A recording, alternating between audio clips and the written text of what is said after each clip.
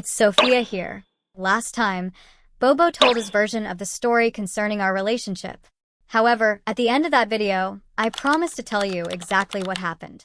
If you wish, why not first check out Bobo's version of the story by clicking the link in the description.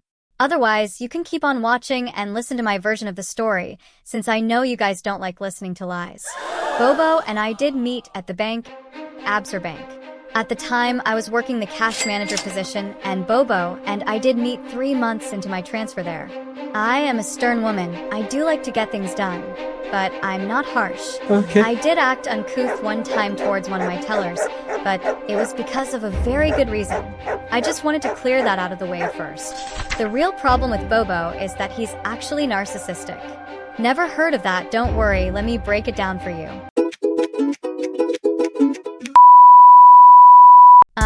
Actually, a narcissist is a person who has narcissistic personality disorder, or NPD, a mental health condition characterized by a pervasive pattern of grandiosity, a lack of empathy, and a need for admiration.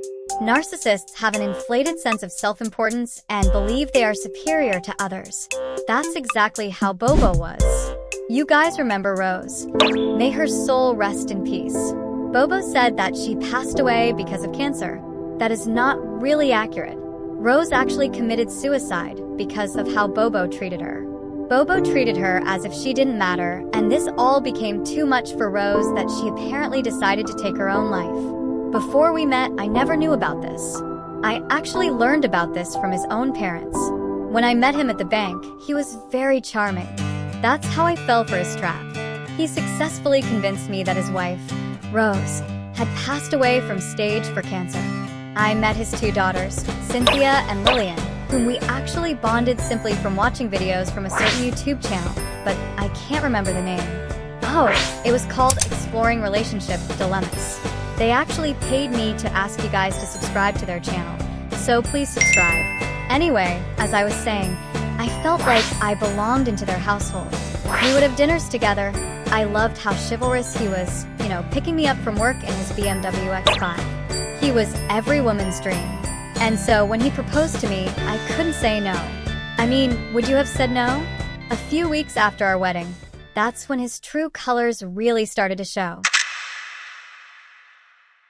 At work, he was compassionate and wonderful. The thing with narcissists is that they are really good at hiding their real behavior, but once they get home, they become a completely different person. They become an So when we went out for dinner, I know he said stuff like how I verbally abused him or how I threw money at him and prompted him to pick it up. Guys, don't fall for his manipulation the way I fell for it before we got married. Bobo had made it a habit where he would pretend to have forgotten his wallet at home. It wasn't his first time.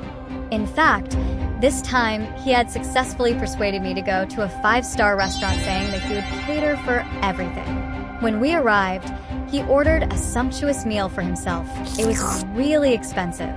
When the waiter brought the bill, he started searching his pockets, opening his wallet, and then he finally spoke. Oh, shoot. I can't believe I forgot my wallet at home, he said with a little evil grin on his face.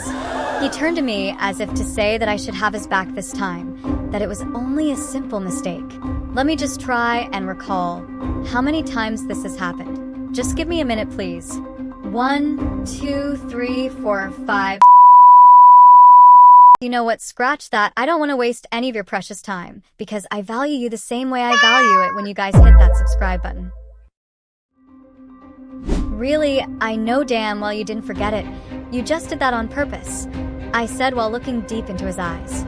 He pulled me aside and threatened me that if I didn't pay the bill, he would beat me up the moment we got home. That's when I took out the money and I did throw it on the floor and asked him to pick it up off the floor. Okay, he was right about that part of me throwing money on the floor and prompting him to pick it up. It's not that I'm toxic, it's just that I was extremely annoyed. He did pick up the money and proceeded to clear the bill. However, immediately, I entered his car. It was hell on earth. He threw all kind of expletives at me, even calling me the B word. That night, I didn't even sleep on the same bed as him. I actually slept on the couch. Tables have really turned these days. My life was in trenches, and I was really depressed. What made me smile in a long time was after I was promoted to branch manager in another branch across town. At least I wouldn't have to see his face until the evening. Getting the position was a huge blessing for me. I was earning so much more, and I decided that it was high time that I thought about my life and did something about it. It was like a calling to leave the abusive relationship behind. I spoke to my family members and even to his parents. That's when I learned of Rose's fate from his parents. They told me that Rose was abused by Bobo and she became so depressed that she eventually took her own life. She committed suicide by consuming poison in Bobo's parents' home. They described to me how they found her lying on the floor, and when they felt her chest, her heart had stopped beating. Knowing Bobo, I know that he might have even poisoned her. What do you guys think? Did Rose actually commit suicide? Or did Bobo poison her? Kindly leave your answers in the comments section. So I made up my mind. I figured it was time I left him. When he was taking me to work, I knew what to do. When I arrived at my workplace, I alighted the car, and before I walked away, I just said, "Good riddance." After saying those words, I felt so relieved. It felt like a burden had been let off my chest, and I had become free. When I left work in the evening, I went to a hotel. I had applied for time off, and my leave was due in 3 days. So I stayed there for the 3 days. Thereafter, I went to stay at my parents-in-law's place since my parents' home is in Johannesburg, which is almost 900 miles away from Cape Town. I stayed there for some time, and one day, Bobo visited. When he arrived, I wasn't really shocked. I knew he would come searching for me. However, I didn't say a word. He started causing a scene, and his father chased him away. When he came again with the kids refused to go back with him, and they decided to stay with me. I filed for a divorce while planning to take custody of the kids because I wouldn't want them to grow up in an abusive household.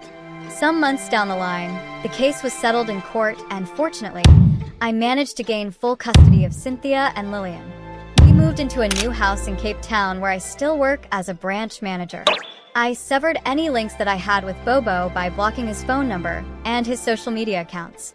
Today, I'm living a good life with Cynthia and Lillian. My experience is just one of many. Other than narcissism, there are many forms of abuse in relationships. In South Africa alone, about 21% of women have experienced domestic violence from a partner. To put that into perspective, 1 in 5 women have experienced physical violence. This doesn't just go for women. Even men are victims of domestic violence in their own homes. This is a very serious matter that should be looked into. That is the end of my story.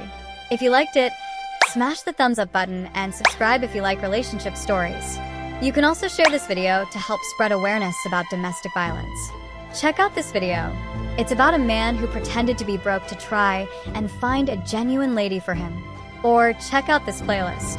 Thanks for watching.